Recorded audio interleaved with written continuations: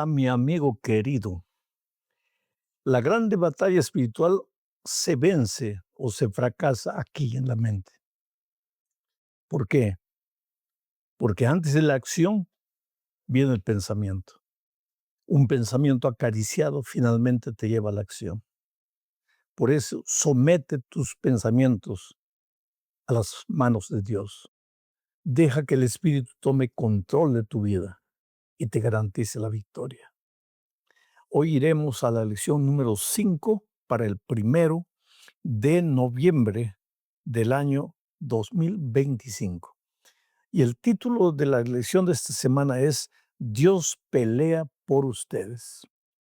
Y el propósito de la lección es mostrarnos que por detrás de todas las batallas sangrientas que el libro de Josué narra en la conquista de la tierra de Canaán, estaba el amor y la misericordia de Dios, junto con su justicia.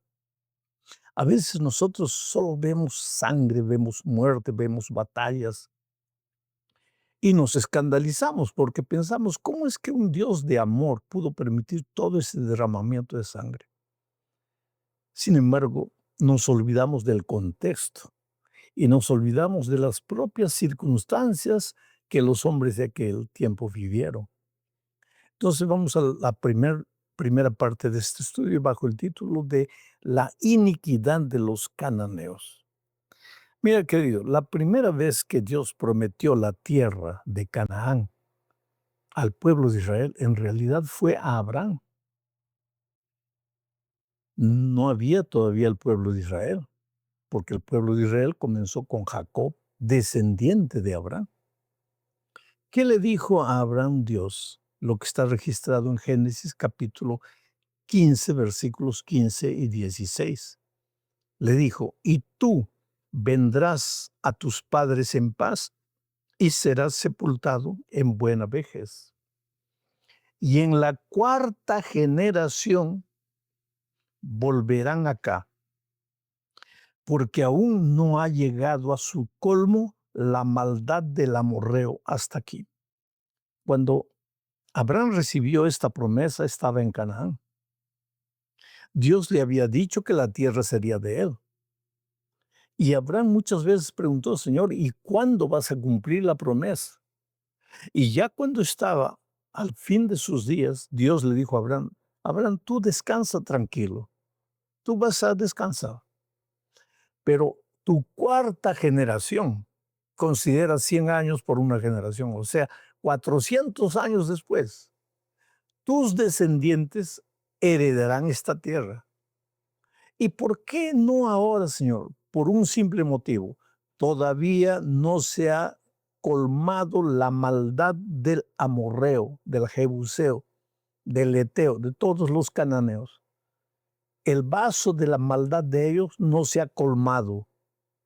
O sea, ese pueblo de Israel, ese pueblo de Canaán, era un pueblo que no tenía en cuenta para nada a Dios. Y hasta en su vida religiosa mezclaban la prostitución y el asesinato, el sacrificio de seres humanos. Inventaban cada día nuevos pecados. No tenían valores ni principios que tuvieran que ver nada con el Dios creador de los cielos y la tierra. Y sin embargo, Dios le dijo a Abraham, calma, no tengas prisa, porque todavía no se ha colmado la maldad de esa gente. Ahora mira lo que dice Levítico capítulo 18, 1 al 3. El pueblo de Israel estaba ya caminando hacia Canaán. Y mira lo que Dios le dijo. Habló Jehová a Moisés diciendo, habla a los hijos de Israel y diles, yo soy Jehová vuestro Dios.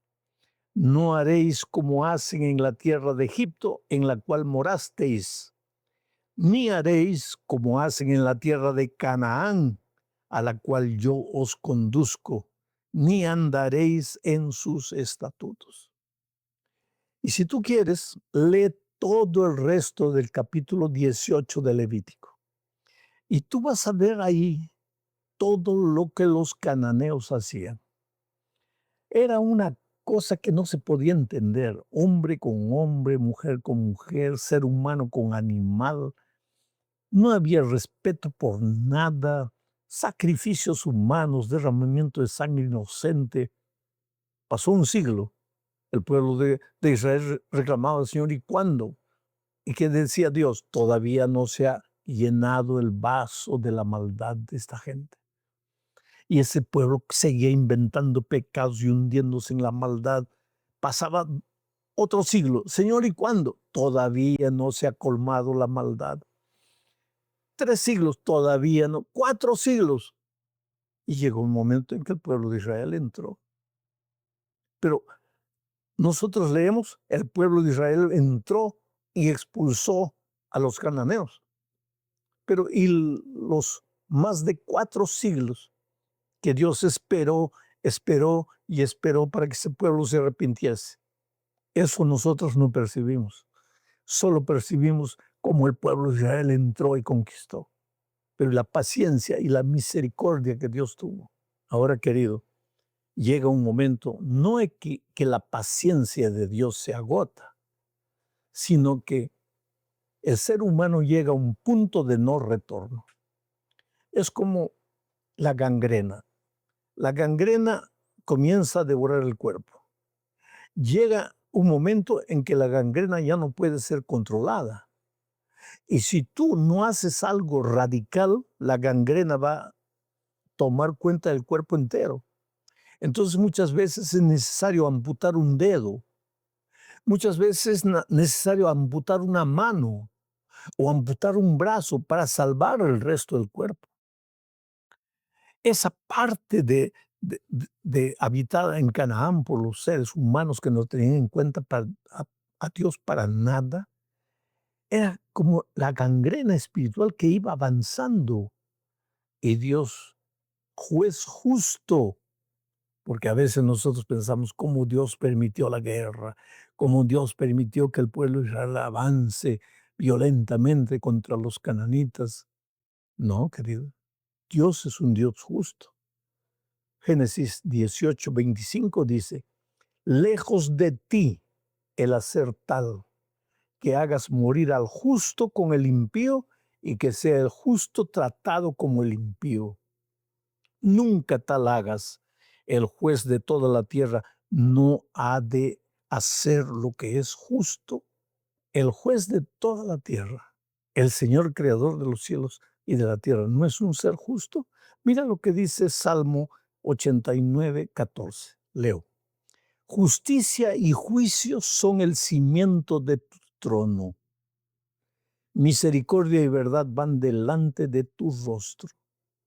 Interesante cómo el salmista describe a Dios. La justicia y la misericordia de Dios están amalgamadas, son una.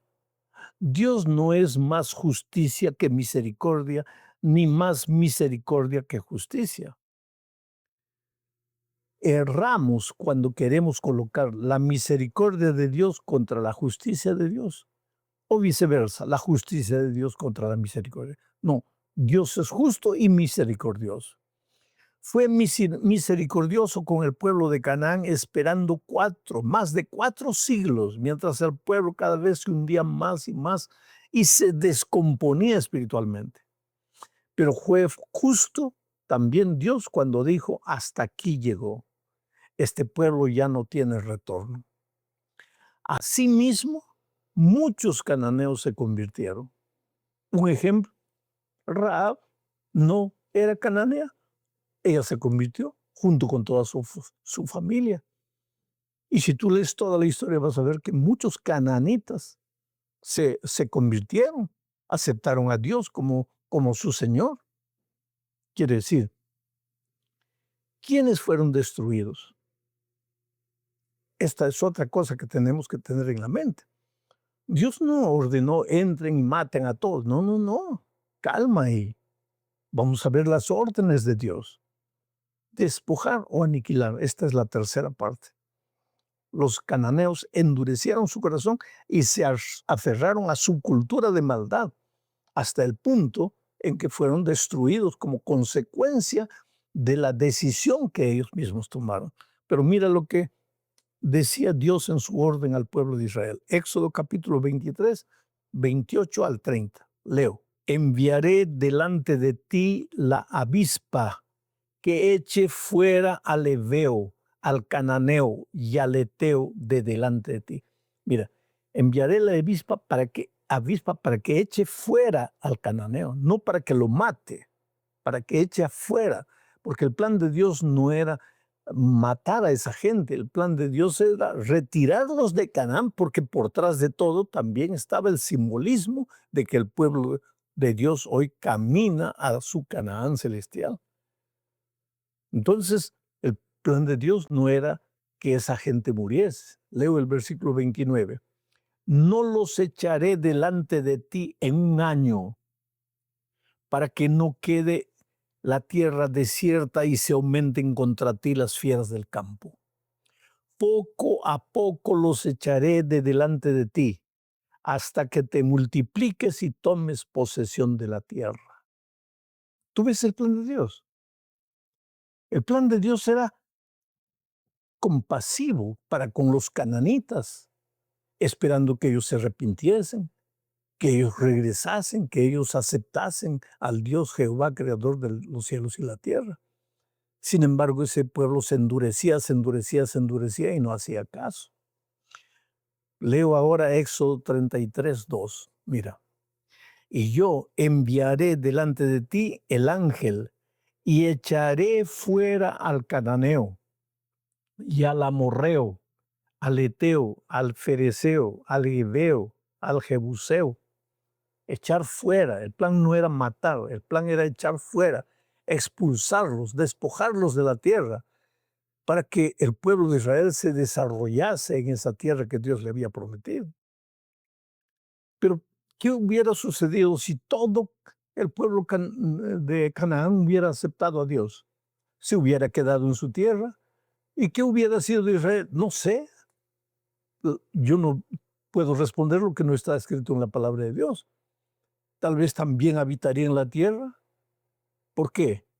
Porque los unos y los otros ahora eran pueblo de Dios. Inclusive el plan divino era que el pueblo de Israel no sea un pueblo egoísta queriendo ser el pueblo de Dios, sino que testificase, reflejase el carácter de Dios para que otras naciones se convirtiesen y todos pasasen a ser el pueblo de Dios.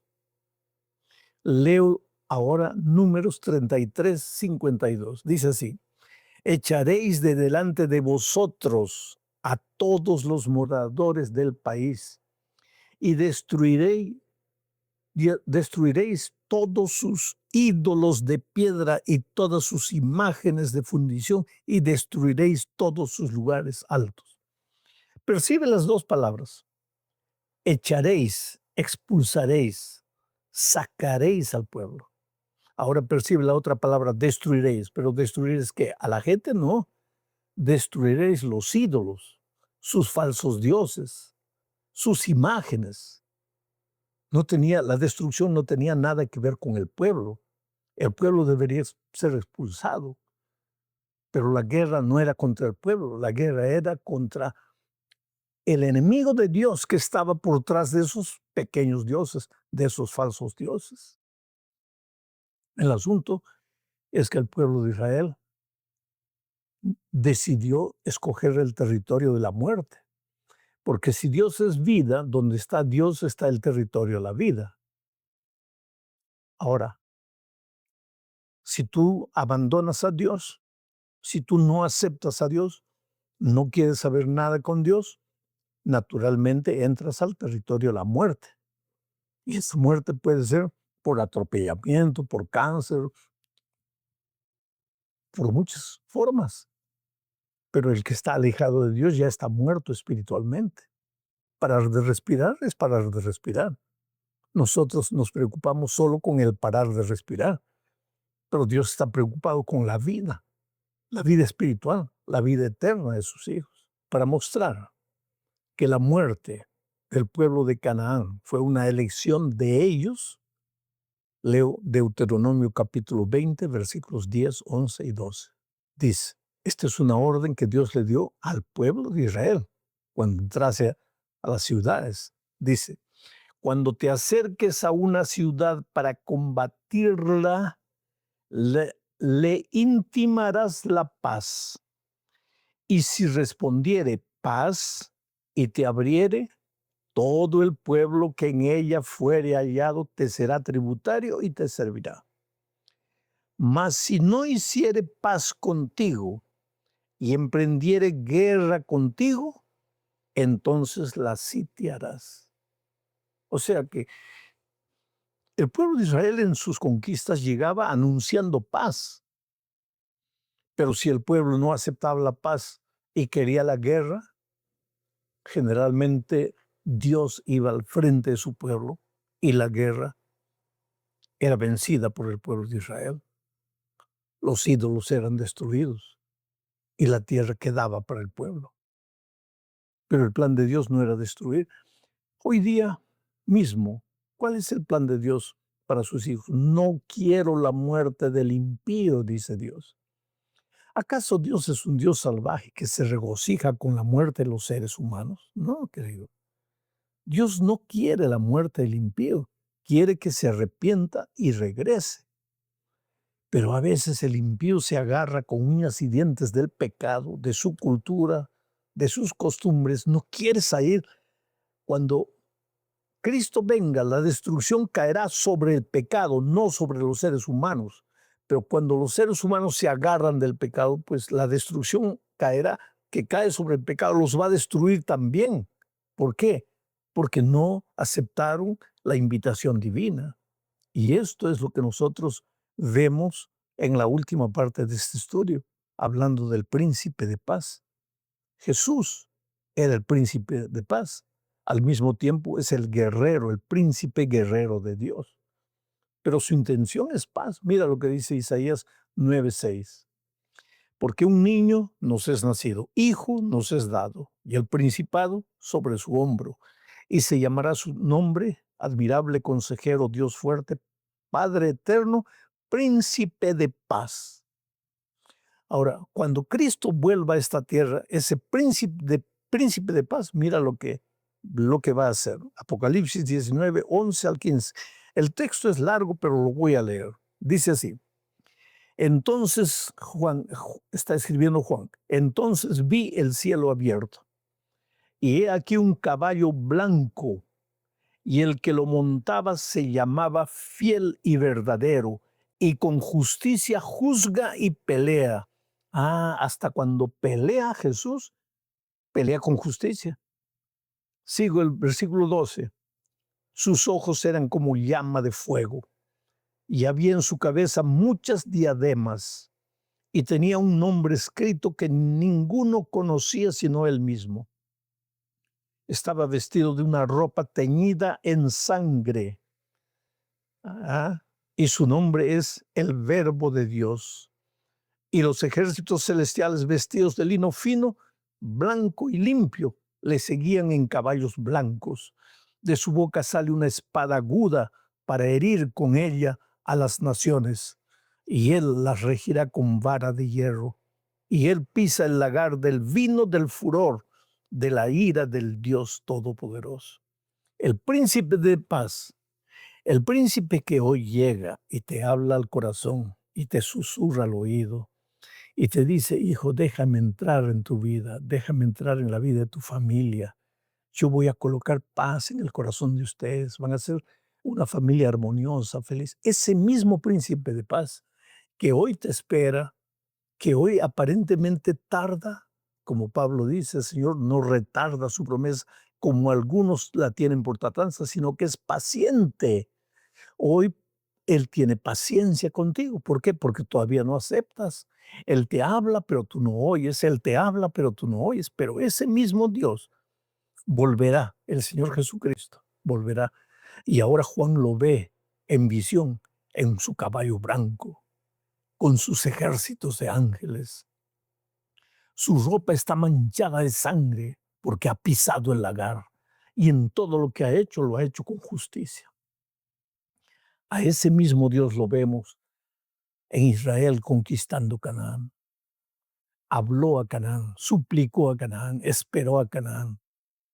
Ellos no aceptaron. Entonces el pueblo de Israel entró para expulsarlos, para destruir a sus dioses. Pero ellos comenzaron a pelear. Entonces hubo pelea. Y como el Señor comandaba los ejércitos de Israel, pues el pueblo de Israel fue derrotado. Pero Dios es amor. Dios es misericordia. Él te ama con un amor que tú jamás vas a entender. Acepta al Señor hoy. Hoy es el día de buena nueva. Hoy es el día de salvación. Un abrazo.